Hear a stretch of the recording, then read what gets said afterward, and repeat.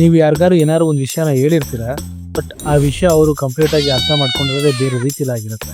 ಅದು ಬಂದು ನಿಮ್ಮ ತಪ್ಪಲ್ಲ, ಇದಕ್ಕೇನೆ ಕಮ್ಯುನಿಕೇಷನ್ ಗ್ಯಾಪ್ ಅಂತ ಕರೀತಾರೆ. ಗ್ರೇಟ್ ಲೀಡರ್ಸ್ಗಳಿಗೆ, ಟೀಚರ್ಸ್ಗಳಿಗೆ ಮತ್ತು ಸಕ್ಸಸ್ಫುಲ್ ಪೀಪಲ್ಸ್ಗಳಿಗೆ ಒಂದು ವಿಷಯ ಕಾಮನ್ ಆಗಿರುತ್ತೆ, ಅದೇ ಕಮ್ಯುನಿಕೇಷನ್ ಸ್ಕಿಲ್. ಅದನ್ನು ನೀವು ಕೂಡ ಬೆಳೆಸ್ಕೋಬೋದು. ಸೊ ಹಾಗಾಗಿ ಈ ವಿಡಿಯೋನ ಕೊನೆವರೆಗೂ ನೋಡಿ, ಯಾಕಂದರೆ ಕೊನೆಯಲ್ಲಿ ಹೇಳುವ ವಿಷಯ ನಿಮ್ಗೆ ತುಂಬಾ ಯೂಸ್ಫುಲ್ ಆಗಿರುತ್ತೆ. ಸೊ ಕಮ್ಯುನಿಕೇಷನ್ ಸ್ಕಿಲ್ ಅಂದರೆ ಏನಂತ ಅರ್ಥ ಮಾಡ್ಕೊಳ್ಳೋಣ. ಒಂದು ಒಳ್ಳೆಯ ಕಮ್ಯುನಿಕೇಷನ್ ಅಂತಂದರೆ ಈಸ್ ಈಕ್ವಲ್ ಟು ಈ ವೇಳ ಬಂದಿರುವ ಒಂದು ಮೆಸೇಜು ಪ್ಲಸ್ ಅದರಿಂದ ಇರುವ emotions plus clarity and listening skill. ನೀವೇನು ಹೇಳಕ್ಕೆ ಬರ್ತಿದ್ದೀರಾ ಅನ್ನೋದಕ್ಕಿಂತ ಮುಖ್ಯವಾದದ್ದು ಅದನ್ನು ಎಷ್ಟು ಸ್ಪಷ್ಟವಾಗಿ ಹೇಳ್ತಿದ್ದೀರಾ ಅನ್ನೋದು ತುಂಬ ಮುಖ್ಯ. ಅದರ ಜೊತೆಗೆ ಎದುರಾಳಿ ಅದನ್ನು ಎಷ್ಟು ಸರಿಯಾಗಿ ಅರ್ಥ ಮಾಡಿಕೊಳ್ಳುತ್ತಿದ್ದಾನೆ ಅನ್ನೋದು ತುಂಬ ಮುಖ್ಯ. So tip number 1, improve listening skill first. ಮೊದಲು ಮಾತನಾಡುವ ಮುಂಚೆ ಆಲಿಸುವುದನ್ನು ಗಮನಿಸಬೇಕು ನಾವು. 95% ಜನರು ಮೊದಲು ಅವರು ಕೇಳಿರೋ ವಿಷಯಕ್ಕೆ ರಿಪ್ಲೈ ಮಾಡಕ್ಕೆ ಟ್ರೈ ಮಾಡ್ತಾರೆ ಹೊರತು ಅದನ್ನು ಅರ್ಥ ಮಾಡ್ಕೊಳಕ್ಕೆ ಹೋಗಲ್ಲ.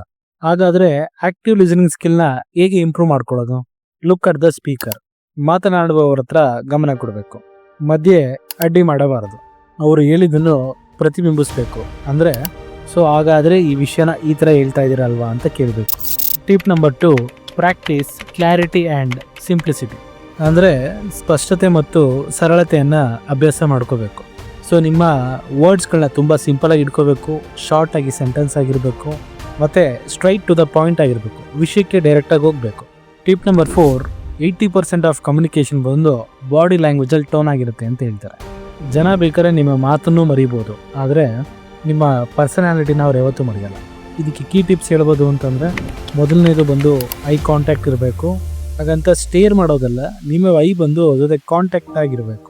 ಎರಡನೇದು ಬಂದು ಓಪನ್ ಬಾಡಿ ಪೋಸ್ಚರ್ ಆಗಿರಬೇಕು. ಕೈ ಬಂದು ಕ್ರಾಸ್ ಆಗಿ ಇಟ್ಕೊಳ್ಳೋದಾಗಿರಲಿ, ಇಲ್ಲ ಕಾಲ್ನ ಕ್ರಾಸ್ ಆಗಿ ಇಟ್ಕೊಳ್ಳೋದಾಗಿರಲಿ ಇರಬಾರ್ದು. ಮೂರನೇದು ಬಂದು ಅಗತ್ಯ ಇದ್ದರೆ ಮಾತ್ರ ನಗಬೇಕು. ನಾಲ್ಕನೇದು ಬಂದು ಸಹಜವಾದ ಕೈ ಚಲನೆಗಳಿರಬೇಕು, ಹಾಗಂತ ಒಬ್ಬರನ್ನ ಮಿಮಿಕ್ ಮಾಡಬಾರ್ದು. ಮತ್ತು ನೀವೇನು ಹೇಳಕ್ಕೆ ಬರ್ತಿರೋ ಆ ಮೆಸೇಜಿಗೆ ತಕ್ಕಂತೆ ನಿಮ್ಮ ಟೋನು ಮ್ಯಾಚ್ ಆಗಿರಬೇಕು. ಸೊ ಇದಕ್ಕೆ ಬಂದು ಡೈಲಿ ಪ್ರಾಕ್ಟೀಸ್ ಮಾಡುವ ಟೆಕ್ನಿಕ್ಸ್ಗಳು ನೋಡ್ತೀರಾ ಅಂತಂದರೆ, ಒಂದು ರೆಕಾರ್ಡಿಂಗ್.